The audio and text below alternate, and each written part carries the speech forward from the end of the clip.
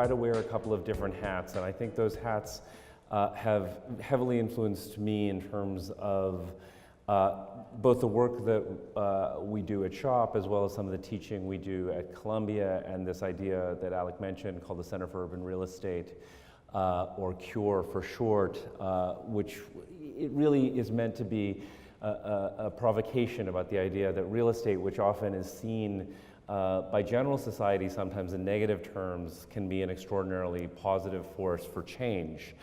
And I'm going to exclude present company from what I've already learned about the University of New South Wales, and in terms of how integrated clearly teaching is here. And James was telling me earlier about all the various programs here and how people work together from different disciplines.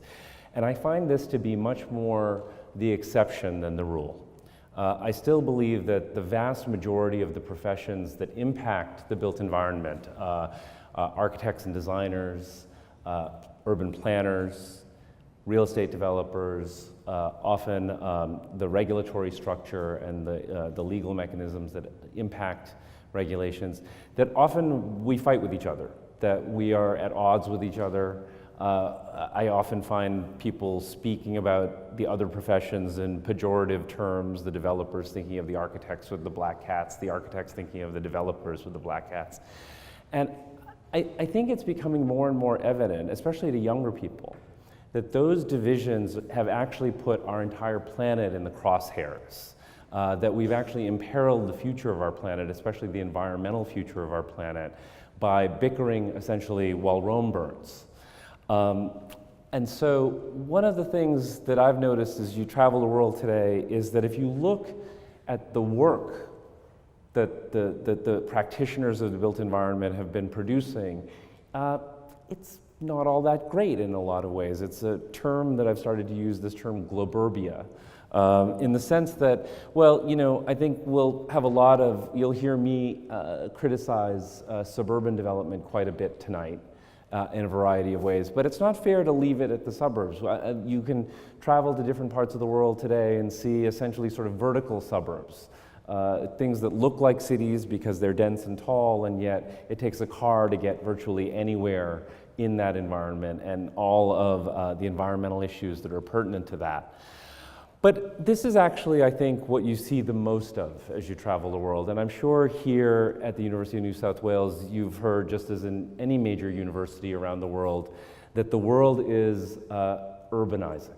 That somewhere around 2007, we hit an inflection point, and there are now more people living in urban areas than rural areas. I'm sure many, many of you have heard this. I would challenge this a bit. What I actually find is not a world that is so much urbanizing as it is suburbanizing at a very rapid rate. Because what's of course happened in the world since the 90s, really the early 90s, is we've had a very rapid advance of the middle class in countries like China and India and Brazil and so forth. And many of those people who are entering the middle class, and that's a wonderful thing that people are finding their way out of poverty, are getting attracted to lifestyles that are historically Western, and I think, frankly, historically American in their origins, which is this idea of the house, the lawn, the big car, the two big cars, and so forth. And one wonders that if 2 billion people start living that way, what will it do to the world's resources?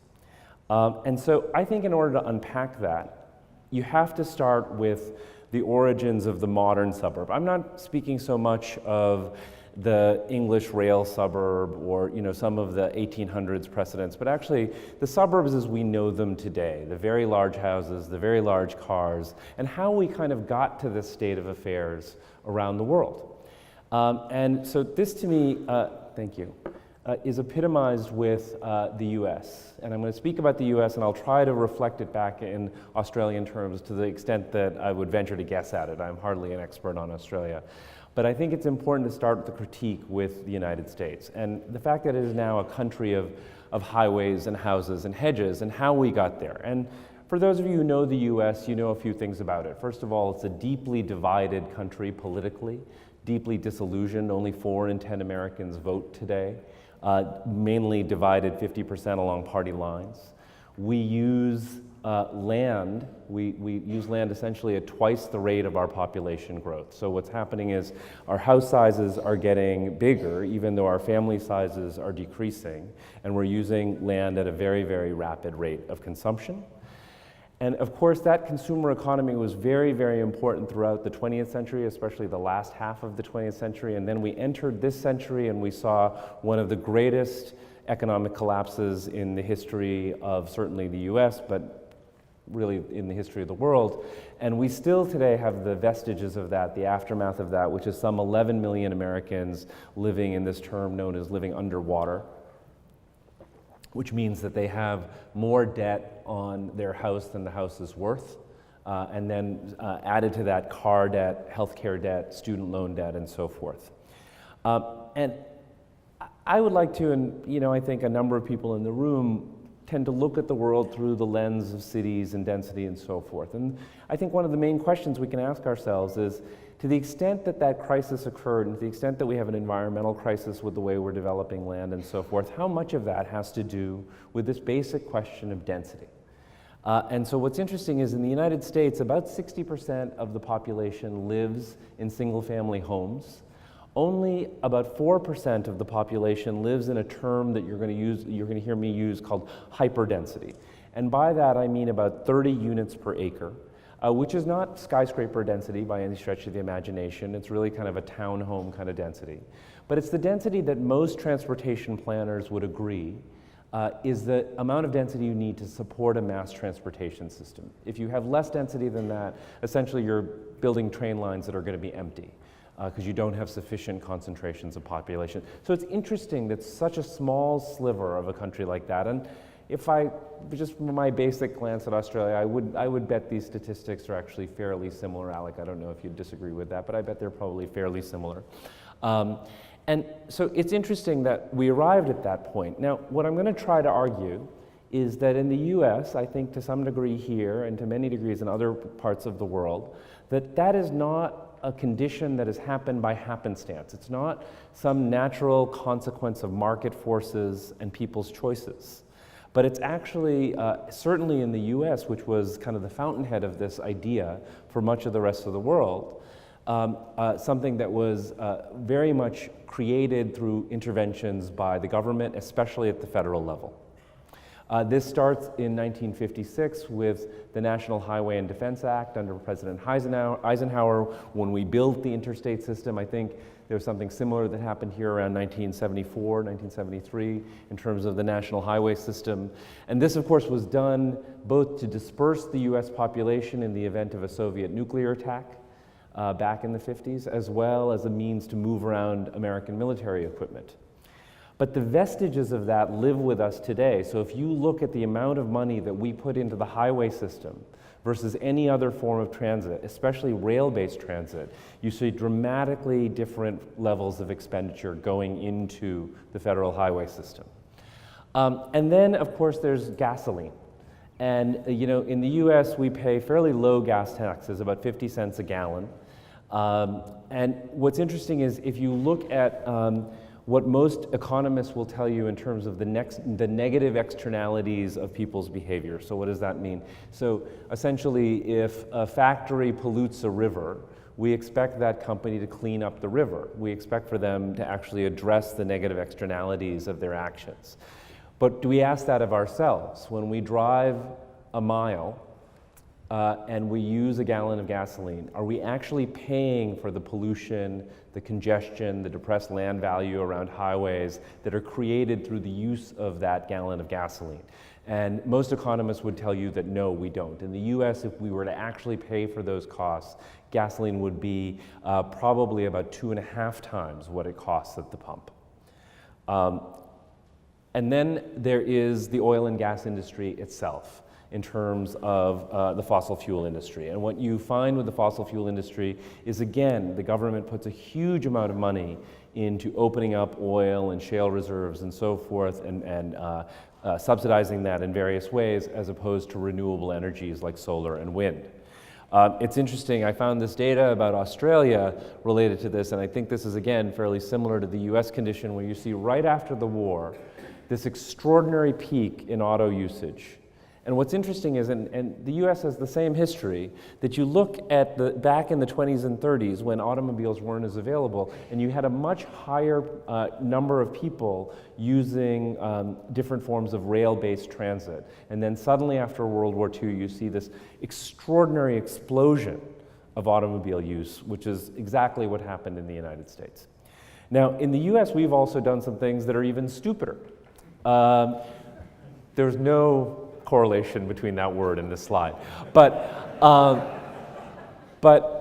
you know, at the turn of this century, what do? Rather than understanding that this is actually a problematic thing to do for the government to subsidize suburbanization, we doubled down on that idea. We invested in it even more heavily from the government standpoint.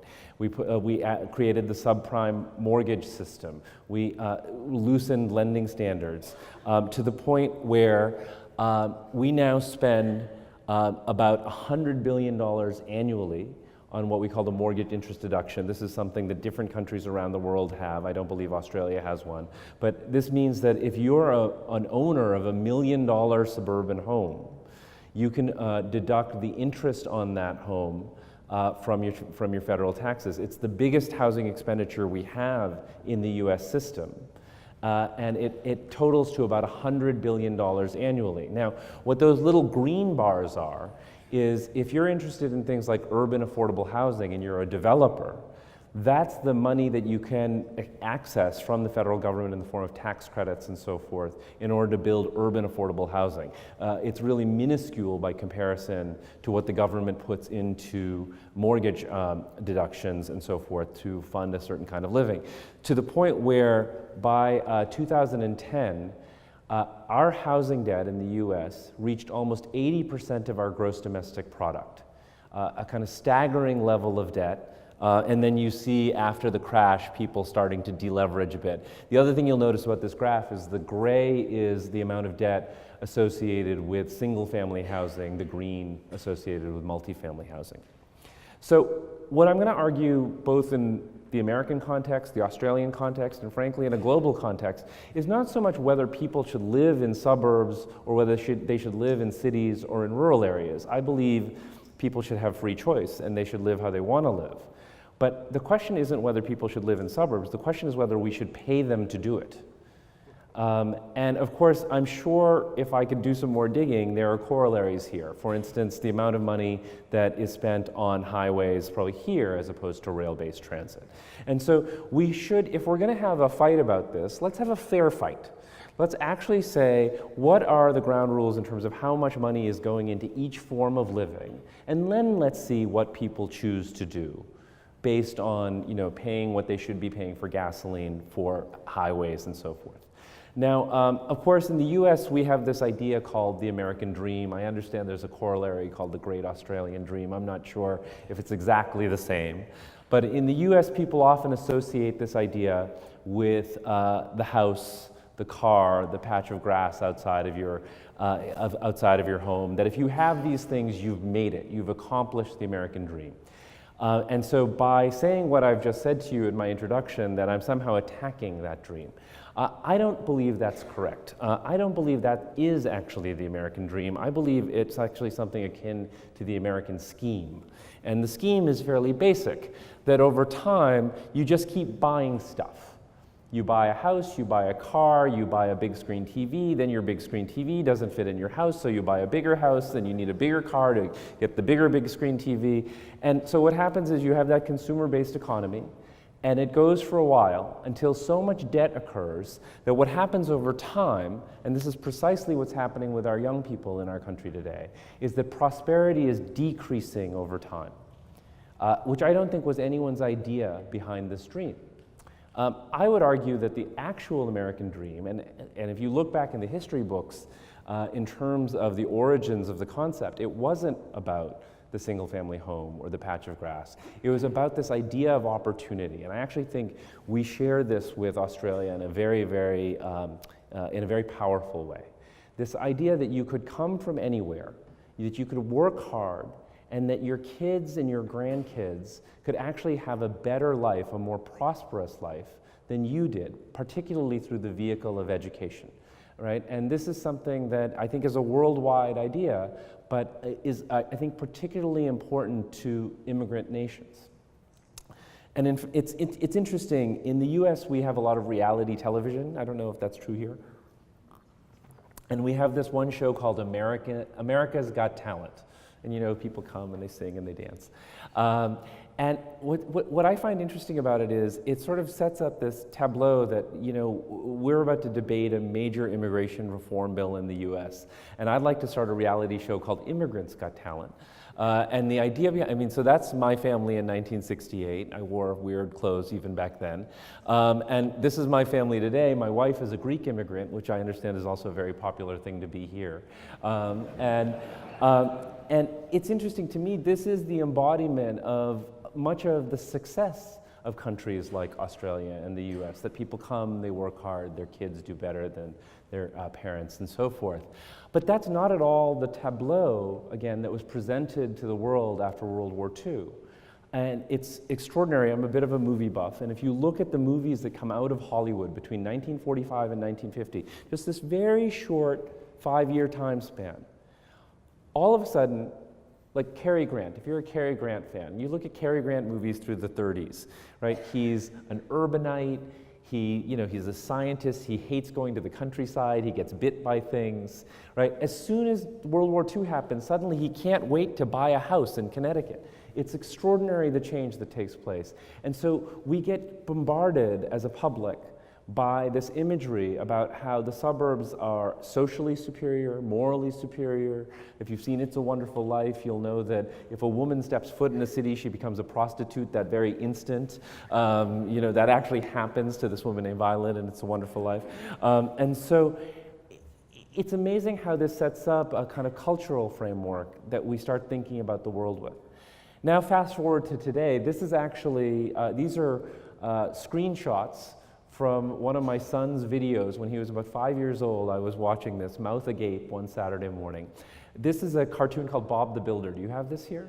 Right, well, so Bob the Builder is the everyman, right? His motto is reduce, reuse, recycle. He's a big environmentalist, and he drives this huge fleet of gas-guzzling trucks. And in this episode, which is called Bob's Big Plan, Bob meets up with the local architect in town. You know he's the local architect because he's got this handlebar mustache, and he's got a crest on his jacket, and he's got, you know, fancy degrees. And he's showing Bob in this episode a competition entry that he has done for a place called Sunflower Valley, which is a place where Bob and his brother played when they were kids. And this is the model of the competition entry. And it's a city, and it's interesting. It's a city filled with cars for some reason. So Bob listens politely. Bob's a very polite guy. He leaves the architect's office. He goes home that night. He's feeling very anxious about what the architect has shown him. And so he goes to bed. He has reasons to be anxious. He sleeps alone in a twin bed. And he has a nightmare.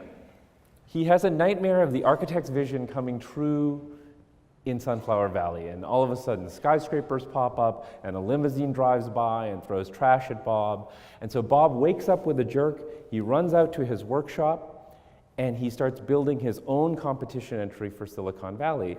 And this is what or not Silicon Valley, excuse me, Sunflower Valley. And this is what he builds on that same piece of land that looks like a density of about maybe 4 acres to the housing unit. And what's interesting is there's not a single car, like someone actually drew this, right? This is an animation, and there's not a single car on the entire development. What there is this stuff. There's windmills and solar panels because we're green, right? I mean, we're builders and we build green stuff. So we put solar panels on things and windmills on things, and then it's all okay. And of course, so Bob wins the competition. The architect kind of apologizes for his urban ways. The progressive mayor of this progressive town gives him a new gas guzzler for his fleet. So what's interesting to me is this is not, in my mind, I mean, this is a very progressive cartoon series, I would argue. And so this is not so much this question of what conservatives think about this issue or progressives think about this issue. This is mass confusion about this issue. And so you have to start almost with these kind of elemental graphics, right? So what I'm going to try to do is unpack what is probably obvious to many of you, especially because I feel like I may be talking to a number of the converted already, but I think it's still important to talk about a few key issues about why cities are good, particularly in terms of a few metrics that we have out there in the world, in terms of the economy, the environment, and especially public health and this idea of joy. So starting with the economy, or this notion of kind of a shared prosperity in an age of globalization. I used to work for Mayor Michael Bloomberg, and he had a deputy mayor, a very brash young guy named Dan Doctoroff, and Dan had this idea called kind of the virtuous cycle of the successful city. And he basically argued that, look, for a city, growth is good. It's fundamentally good. Why is it good? Because if new residents come to a city, they pay more tax dollars. That city can wisely invest those tax dollars in quality of life, and over time, that city will grow and attract new residents, which will attract new tax dollars, and that forms a virtuous cycle. Well, Jane Jacobs had similar theories in this regard, and what I find so fascinating about Jane Jacobs is that most people think about Jane Jacobs in terms of the death and life of great American cities and her role as a grassroots activist to stop Robert Moses and so forth. But that was not what she wanted her legacy to be. If you read almost every interview she granted in the later part of her life, she talked about the fact that the vast majority of her books were about the economic expansion of cities, the idea that cities were actually the source of the wealth of nations. And she had this theory called import replacement. And it was a fairly straightforward theory. The idea went like this, that basically a small city had to import its goods and services because it couldn't supply them on their own. And then over time, the city would generate its own goods and services because people would learn how to duplicate and replicate those goods and services. And in time, they would become so good at it that they would grow and they would become a city of exports. And actually, it's interesting, if you look at the technology sector in Silicon Valley and Haifa and Bangalore, this is precisely what's happened. It is Jacobs' theory of import replacement. And this is, in many ways, the source of the economic activity that happens in cities. Now, today, of course, you have an extraordinary amount of economic literature coming out about the correlation between density and productivity, which is to say that the denser we are, and this goes back to Greek city planners like Doxiades who used to talk about these kinds of issues, but basically the notion that creative people, when they are bunched together in a place like Sydney or Hong Kong or New York or San Francisco or Rio de Janeiro, that they are fundamentally going to be more creative and innovative as they bump into each other. And we now can prove this. We have density statistics associated with patent creation, with, there's the number of economic reports that have come up about this, including some of our own work at CURE. And we found an extraordinary concentration of economic productivity in the United States, for instance. We found that 90% of the gross domestic product of the US comes out of 3% of its landmass and 86% of its jobs. Now, that doesn't mean that the rest of the landmass of the US isn't productive. Of course, there's agriculture, there's all sorts of other things that happen on that land. But the vast majority of our wealth is actually created in our cities. And it's interesting, if you look at a city like Chicago, Chicago generates more wealth than the majority of the states in the United States. And so you would think that if you visited a major city in the US, like New York or Chicago, that we would be the shining city on the hill. We would have the best schools, the best parks, the best subways, that we would have this extraordinary infrastructure. Now, I don't know how many, the last time all of you landed at JFK or Newark, the vice president went to New York City about 2 weeks ago and said that New York City's airports are worse than the third world. And then there were essays written about how third world airports are actually better than New York's. And so what's to explain this condition? Well, it's a fairly straightforward thing. What happens in the US, and I wouldn't be surprised if it happened here as well, is that the cities create a great deal of wealth, and then that wealth gets distributed to all the areas around it through tax redistribution, basically. As opposed to a city like Singapore or a city like Hong Kong, which are city-states, and they get to keep essentially the fruits of their labor. So if you go to Hong Kong, you will land in a brand new airport, you will get a train that shuttles you into downtown, You will go into a beautiful air-conditioned new subway system that gets you back and forth between Kowloon and Hong Kong because they keep the fruits of their labor. The other interesting thing about a place like Hong Kong is we think of Hong Kong as very, very dense, which of course it is, but, and I will get to this, but Hong Kong, actually people in Hong Kong are the most sustainable people on the planet. But the other thing that's very interesting about it is, look carefully at that slide. Only about a third of Hong Kong's landmass is developed. 2/3 is left as what is known as country park. And Hong Kong is actually a city of hikers, and I know Australia has a great rapport with Hong Kong, so you probably know it better than most American audiences. But that leads to this next question. So we just talked about the economy. The next question is really the environment in terms of sustainability and resilience. Well, let's all get a set of facts straight, and they're fairly basic facts at this point. A gentleman named Bill McKibben started writing about this a couple of years ago, but the United Nations has fully corroborated all of this data, that we do have a revolver to our head. It is loaded, and all we need to do is pull the trigger.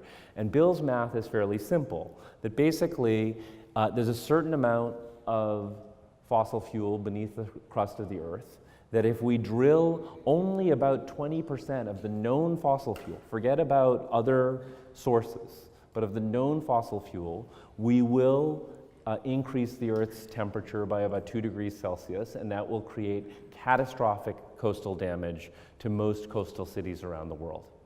We know this. But we're very confused about what to do about it. And this is of course, this kind of image of, well, if we want to be green, we should see green. Right, and this is Walden Pond, Henry David Thoreau, which is in many ways this iconoclastic figure in U.S. history, and this notion of living out in the woods in what looks like the Unabomber shack, and kind of working away from society, and that somehow this relationship with nature is the sustainable one. But nothing could be further from the truth, of course, that if you look at the data, the further and further you get out from city centers, the more and more the carbon footprint is per capita. And I find many environmentalists are still confused about this, because what they talk about is the fact, well, cities are heat islands. Yes, of course they're heat islands. But the issue is not so much whether cities are heat islands. The issue is how much energy use is there per capita, right? Because we're not going to solve this problem through fluorescent light bulbs and organic floor cleaner. That's not what's going to solve the situation. What you understand is that the closer and closer you get into center cities, that the more and more you can reduce the carbon footprint per person. Well, why is that? It is true because Bob the Builder is completely erroneous. He's completely wrong. If you take the average suburban house and then you add a bunch of solar panels and windmills, and one of my favorites is the electric car. In the US at least, most electricity comes from coal-fired power plants. So when you plug in your electric car, you've switched over your tailpipe emissions to a coal-burning factory that's producing power. Right? But of course we get to buy something, we get to feel better about ourselves, we can show our neighbor, right? But at the end of the day, it's done very little to reduce our carbon footprint. But what's interesting is when you get into cities, and even not very dense cities, you start to see that carbon footprint per person diminish. Why? Because of the use of mass transit, and because people who live in flats and apartments heat each other in the wintertime and cool each other in the summertime. As architects, we all know, anyone who's designed a single-family house, you know this, that it's a horrible thermal envelope, right? And no matter what you do to it, it's quite a horrible thermal envelope. But when you get into the heavier construction of city building, you start to understand how to unpack this problem that we have in terms of sustainability. And that is where I think some of Bob's technology might become relevant, where if we take those denser buildings and really start applying technology to them, that at scale we can start reducing carbon footprint at a global level. This is why a place like Lower Manhattan is actually the greenest part of the United States, even though you don't see a lot of trees. 80% of the people who live in Lower Manhattan walk to work. Through the course of policy and government intervention, over the course of the last 20 years, 60,000 families have moved into Lower Manhattan. People including my own family, we walk to work, we walk to school. And this is the way in which to reduce carbon footprint. Now, we have our own problems. I'm sure you've read about our hurricanes and the hellacious winter that is this winter of these snowstorms that we've had this year. But we've had a couple of very scary events in the last few years. My students looked at all of the new housing that's being built along the waterfront in New York and the fact that most of that sits in vulnerable flood zone. So how can I talk to you about density when we've got these kinds of issues in cities? Aren't cities outsized targets for the issues of climate change? Well, what's interesting is the way my students looked at it is they actually argued to not build less city, but to build more of it. I don't know if you caught what happened in that slide, but essentially that's Governor's Island, an island that floats out in New York Harbor. They actually proposed to build a land bridge and build more Manhattan, a place called Lower Manhattan, or LOLO. So the real estate folks out there will love that acronym, I'm sure. They created, so this was a group of architecture students and a group of real estate students working together. They created so much value in this hypothetical proposal that not only were they able to pay for subway extensions and waste-to-energy plants and a whole variety of other things, including a preservation of a historic zone, but they were able to pay for a ring of barrier islands that would protect Manhattan from climate change. And what's interesting is they did this now 4 years ago, before any of these hurricanes hit, and this is precisely what the authorities are talking about building in the harbor right now. And the question that they have, that the authorities have, is, well, how are we going to pay for it? And my students, of course, came up with the answer, which is density. And so it was very interesting. They did a bunch of numbers, and so it was a very exciting moment for us to actually talk about an idea like that. But I also want to stress that in terms of this tie between sustainability and density, that it isn't all about, I'm not saying all of us have to live in New York or Hong Kong or Sydney. This is a fairly typical Japanese farming village. It looks very much like the farming village my father was born in. And what you notice about a place like this is the farmers cluster together, and the farms are farmed outside of that village. So look at that village for a second. Think about the infrastructure costs and how logical that is as a way of living, even for a farm, right? It means that they, if they have a sewage line, there's one sewage line. There's one trunk power line. There isn't a series of farmers living across the landscape that have infrastructure demands out to their individual pieces of land. So this is a scalable idea. It can exist at the rural level as well as the urban level. To me, the larger issue is, do we see it at a global level? And at a global level, we've crossed the threshold into 7 billion people. I have a colleague, Jeff Sachs at Columbia, who writes about the end of poverty and so forth, and how to start curbing population growth. Even with all of Jeff's measures, we're still going to hit 10 billion people by the year 2100. And so we're going to have to figure out how those 10 billion people are going to inhabit this planet. And what's interesting is, if you look at that number, at the 7 billion that we have today, at that hyperdensity, at about 30 units per acre, all 7 billion of us would fit in the state of Texas. Now, I'm not arguing we should all move to Texas, God knows, but what it does is it starts to say that perhaps we don't have a population crisis, perhaps we actually have a crisis of the imagination. And that if we really care about sustainability and that we really care about nature, perhaps we shouldn't try to live in it. And that perhaps that is the thing that will spoil it the most. And perhaps rather than taking a big truck to a mountain, we should take a subway to a skyscraper. And for the young people out there especially, I think this presents a monumental challenge, but also a monumental opportunity, in the sense that, are we going to do what Bob talked about? Are we going to take this 20th century technology of the suburb and bootstrap this technology on it in the hopes of making it better? Or are we going to actually start moving towards a more compact form of living that's largely tied by rail? And by the way, if you're a camper, if you really are a naturalist, where would you rather live in these two slides?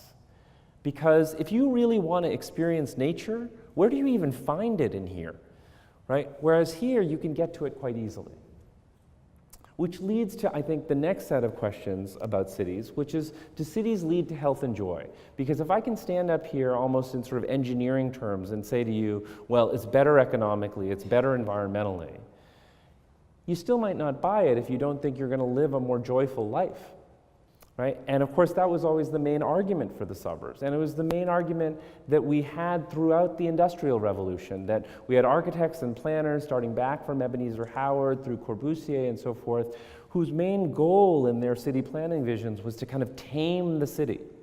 And yet, what was fascinating to me is that, at least in the United States, I'm not sure if this is as true here, what we saw is we saw the city tame itself. And that the major public health issue, which was crime, right, drops precipitously in major US cities across the board from the 70s and into today.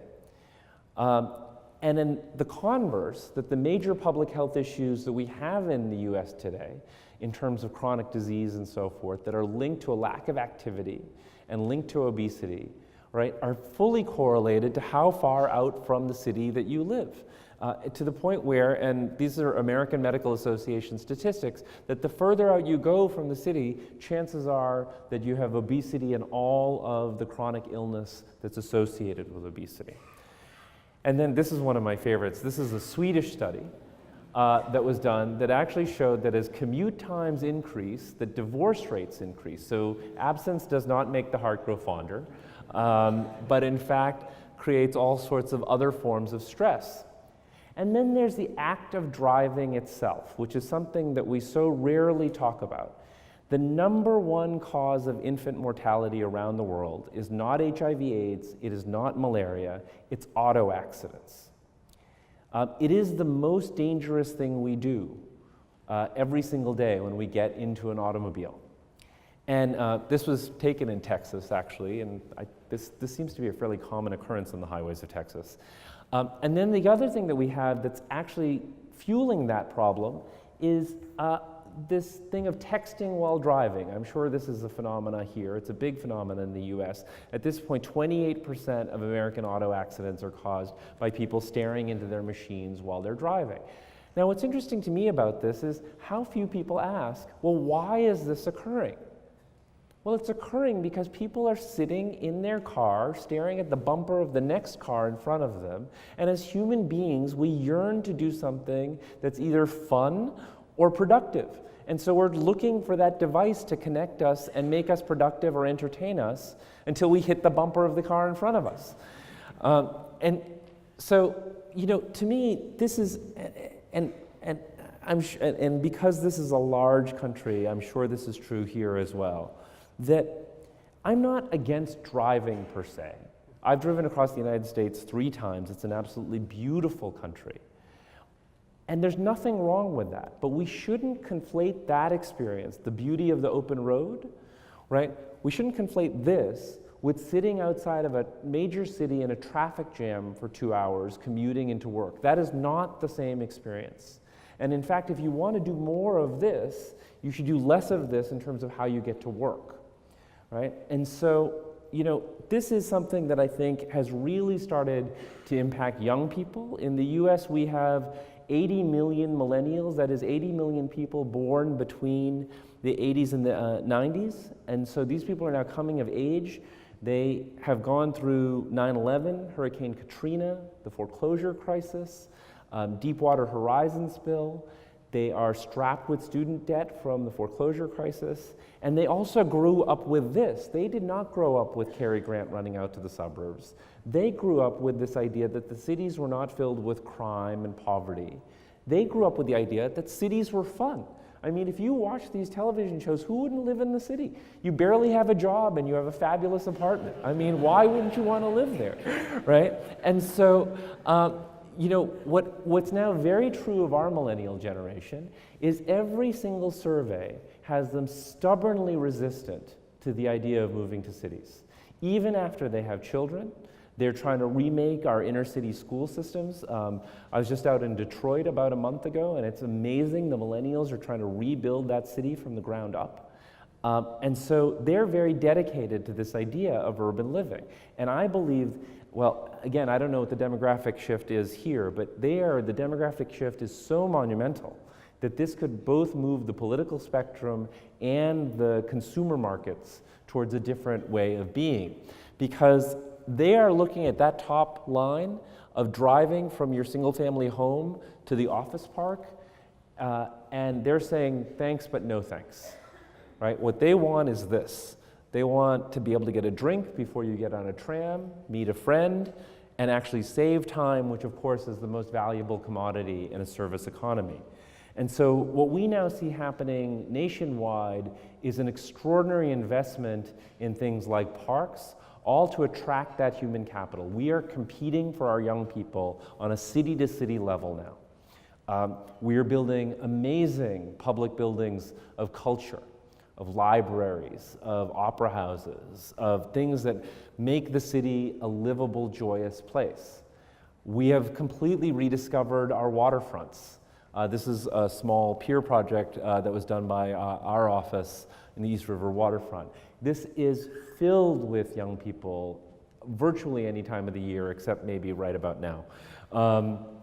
And so if you accept this premise, that cities are fundamentally better in terms of those metrics of the environment, the economy, and public health and joy, then the question is, how do you build better cities? Because it's not clear at all that we're building them right now.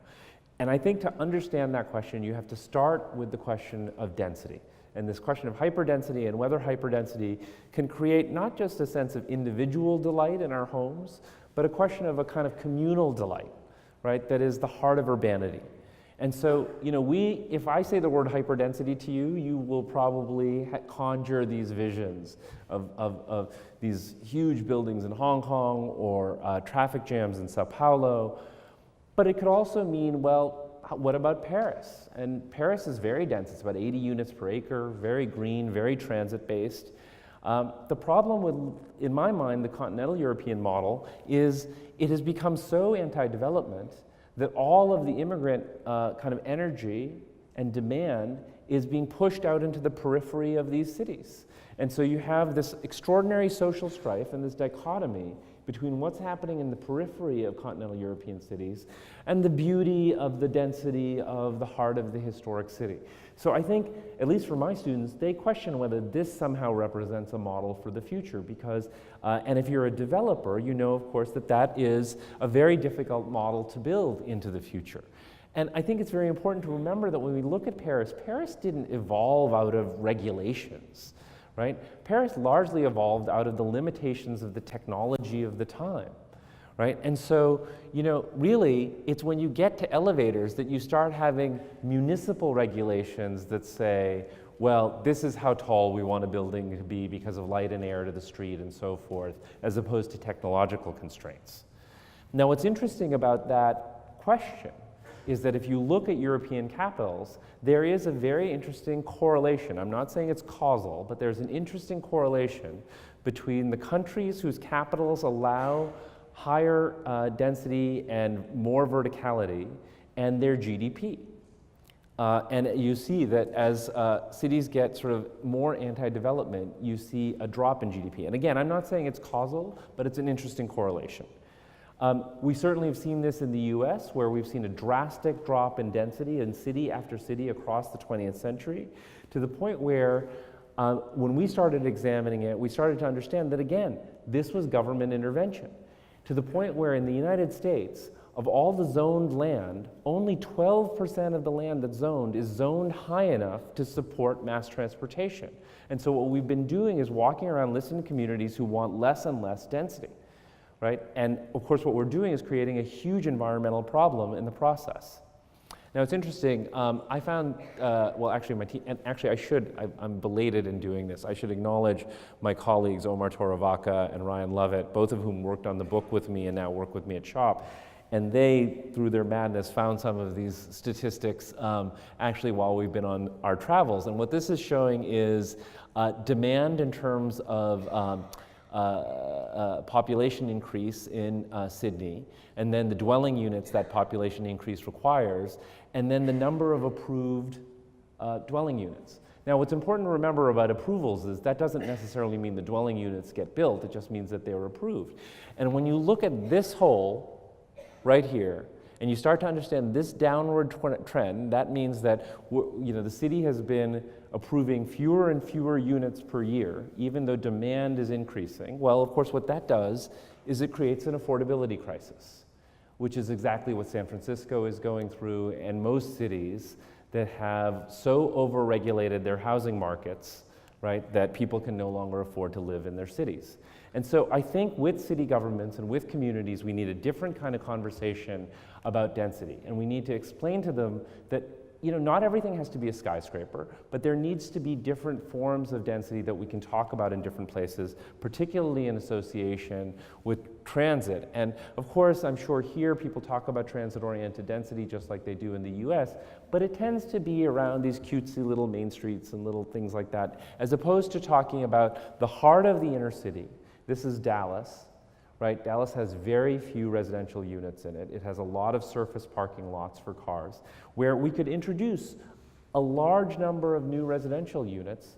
And what that would mean is it would give the city, according to Dan Doctoroff's ideas about that virtuous cycle, it would give the city new tax money to invest in parks, schools, the ability to create riders for its light rail line, and so forth. And this is, of course, where architecture becomes key, because it means that if you're going to convince people to live in more dense circumstances, they have to be convinced that it's going to be a beautiful circumstance. And again, this can happen at all different densities. That's a project from our office. This is an old professor of mine who's built that in Cleveland, of all places, but that is more than 30 units an acre. It also means that we can use density to leverage different forms of public infrastructure. This is the High Line, and I'm sure many of you have either been there or have read about it. I worked on this when I was at the City of New York. What we did with the High Line is we created a huge density transfer mechanism that allowed air rights to come off the High Line and onto adjacent property to allow new residential development. We now have about 200 housing projects that have come up around that area. It's one of our most architecturally ambitious neighborhoods. It's become quite an expensive neighborhood, and I'll talk about that in a second. But one of the joys of this neighborhood is the shifts in scale. And I think this is something that the architect versus the urban planner in me tends to have a little bit of a fight about, and the architect has won. And I'll tell you why. Because most urban planners tend to want to regulate cities in this manner. The short buildings with the short buildings, the tall buildings with the tall buildings, because after all, this is the way you live your lives, right? If you're a tall person, you only have tall friends, right? Makes sense, right? What my students have started to investigate is this idea of cap and trade zoning, where if a landowner wanted to develop, they could develop. If they didn't, they could sell their air rights across an entire precinct. And what that would mean is that the city would be filled with highs and lows. It would mean that small businesses that wanted to stay intact could stay intact, but still sell off some air rights. And I believe what that would create is the unpredictable city. Jane Jacobs told us that the most important element of a city is surprise. And yet if we over-regulate and over-regiment our cities, we lose that element of surprise. And it's interesting to me, one of the most spectacular places to be right now in our world is contemporary London. And the reason for this is exactly this issue. It's the shift of scales, the shift of old and new. You come around a street corner and all of a sudden one of Norman's buildings pops up or the Shard pops up, and then all of a sudden you're in a row of brick townhouses. And that is a beautiful experience, and it's an exuberant experience. And we need to understand how to create mechanisms that get us to that kind of density and delight. Now, I'm not talking about density for density's sake. Density must be concentrated on infrastructure, and that has to be the basic bargain that the development community, who almost always wants more density, has to understand and buy into. Because it's certainly not about Dubai, which I would argue is a certain form of madness. But instead, it's about building density on infrastructure, not just traditional infrastructure, but what I like to call an infrastructure of opportunity, which means not just mass transit, but schools, parks, affordable housing, things that create social mobility in society. Now, in the US, we've had, and I bet the graph in Australia looks very similar, we've had a massive drop in infrastructure spending since World War II for a whole variety of political reasons. Now, this is very tied to city building. Why? Because if you have a fairly low density area, again, the dollars per person that you invest in infrastructure is a very high number. But when you go to a much denser area, those, even for more expensive forms of infrastructure, the dollar per person that you're spending on infrastructure goes much further. This is why major cities need connections, not just in terms of local rail systems, but things like high-speed rail, and high-speed rail should be concentrated on big cities. And so we did a little digging around high-speed rail in Australia, and it seems like there's been quite a bit of conversation about this. And it's interesting when you look at and my colleagues are driving back to Melbourne in a couple of days, and they were told about watching out for kangaroos and wombats on the road, and so they stuck that in the drawing. But it's very interesting to look at the time savings associated with rail.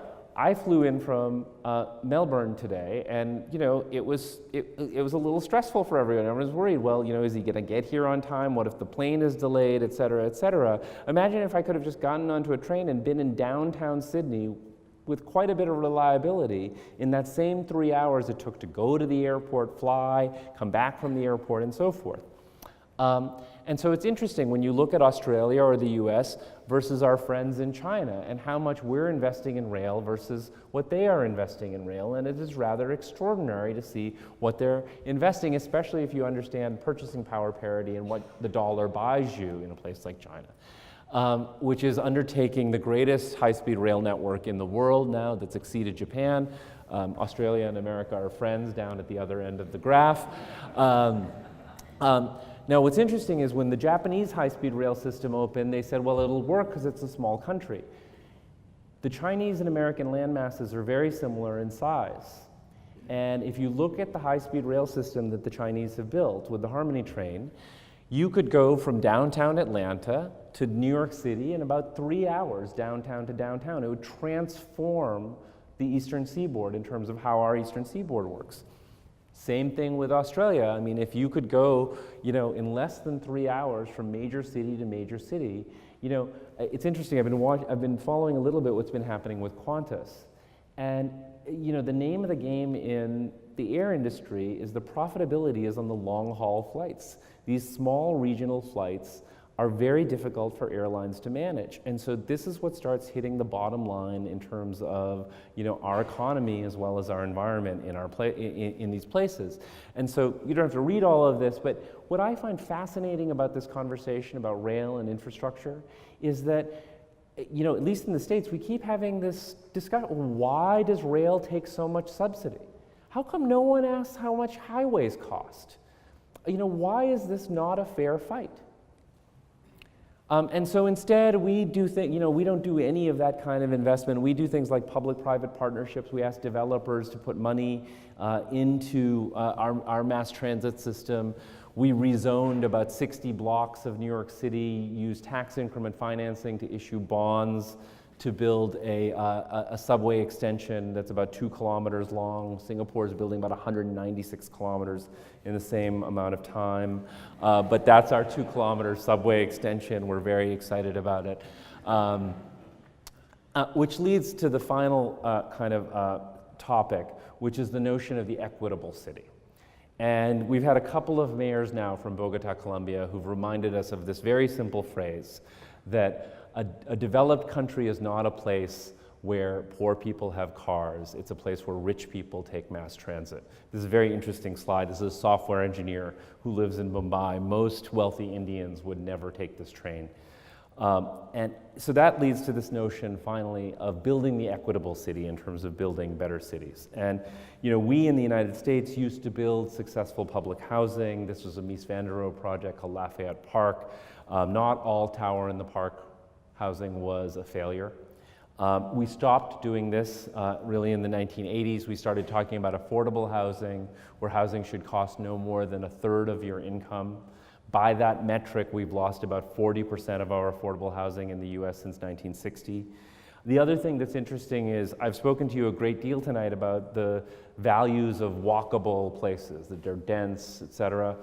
There's a lot of data that's coming out that those places are our most expensive places now. And so I would argue that if the government's going to intervene, it shouldn't intervene in creating more suburbia. It should intervene in terms of this issue, right? Because we have an obligation to look out for our neediest. We did this through the 20th century through this form of social housing, tower in the park housing. But the big problem with this housing model, of course, is that it's segregated the poor. And so what we've been doing in the US since '86 is we have tax credits that incentivize developers to build what we call 80-20 housing. This is 80% market rate housing, 20% low-income housing. Generally speaking, that housing is all mixed together. So low-income people and higher-income people use the same entrance, the same lift. Most of them don't even know that they're cohabitating in some way that's government-sponsored. This is a great system in terms of the social mixing, and we know this is very good for low-income families in terms of being in that mixed-income environment. The problem with this system is we have nowhere near enough money to finance it. And in order to understand that, you have to understand the cost of housing. And the cost of housing really breaks down in terms of three issues: the cost of land, the cost of financing, and the cost of construction. In terms of the cost of land, it's really, again, that question of density, because if you have more density, a developer can amortize the cost of that land over more units. In terms of the cost of construction, we now at our office have, and I'm going to speak more about this on Friday, the tallest modular building going up in the world. This is prefab construction where the apartments are built in modules. They're brought to a structural steel frame and plugged in. They are built by unions. We believe this is going to lower the cost of housing some 20% in New York City, which is a massive number. And so that's how we're attacking construction. And then in terms of the cost of financing, we need to go back to the government and to say, stop putting all this suburban subsidization in and start funding things like urban affordability to get denser, more mixed income projects. And I'll show you at the end some of the projects we're working on. Some of them are now not only 80-20, they are 50-30-20, which means 50% market rate, 30% middle income, 20% low income. Again, all using the building kind of equally. I believe if we got to some of these policy changes, instead of having a country and a world that's slowly moving towards houses and hedges and highways, that we could reverse this. And that instead of having this very distressed country, economically, environmentally, socially, that we could have a much healthier country that is compact, transit-based, rail-based, has much more social mobility in it, and like a smoker that stops smoking, right, that the lungs actually clear out over a few decades. And I won't go into a lot of detail on this, but the book argues for something called the American Smart Infrastructure Act, or ASIA for short, that would redirect a lot of these subsidies into our cities to create an economically, environmentally, and socially better off place. And I'm just going to steal the last couple of minutes, if I could, to just do a couple of small case studies. This is in Brooklyn. Manhattan's right over there. This is hyperdensity in Brooklyn. It starts with a first phase project that we did. This is an urban sports arena. This arena does not have one parking space associated with it. It's a 20,000 seat arena that sits on top of 11 subway lines and a commuter rail line. The architecture of this I'm going to talk about on Friday, but the important thing is it's transit-based. This is that first modular tower going up. That's 50-30-20 rental housing. And then the two more are going to follow that are all modular. It has, I think, that rhythm of highs and lows and old and new that I spoke about in relationship to London, but a very different context. It is mixed income, as I said before. The street level has a huge amount of attention paid to it in terms of retail and other kinds of uses. The plaza in front of the arena is extremely important, again, in terms of this idea of civic delight and as a kind of mixing bowl. So that's one major transit hub in Brooklyn. The other one, if that was civic delight, this is civic distress. This is our main train station, Penn Station. If you've been there, it's a place that if you arrive, you want to get the hell out of as soon as possible. And we were asked in a visioning competition to look at this and look at what could happen with this entire neighborhood. And this is the key point of showing you this, that this was an architectural exercise. We were shortlisted along with Diller Scofidio Renfro, Skidmore, Owings & Merrill, a number of very good firms. The one thing I think we tried to do differently is not just look at the architecture of the station, which is abysmal and could be much better, but look at the entire neighborhood and understand what kind of value creation could be there to actually pay for a new train station. And so we called it Gotham Gateway. We had this idea about a density bowl around the train station. Because that was a bowl, it would let light and air into that new train station.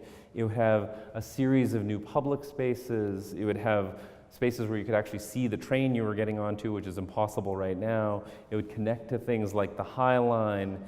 It would have a rather extraordinary section through it in terms of the infrastructure and how that related to the density beyond.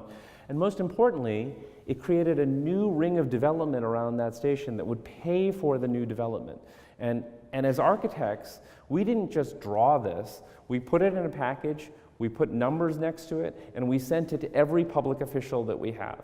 And we feel that this is one of our roles as designers. It's not just to take commissions, but it's actually to go out and create a different city by thinking about things in a way that I think in some ways only we can.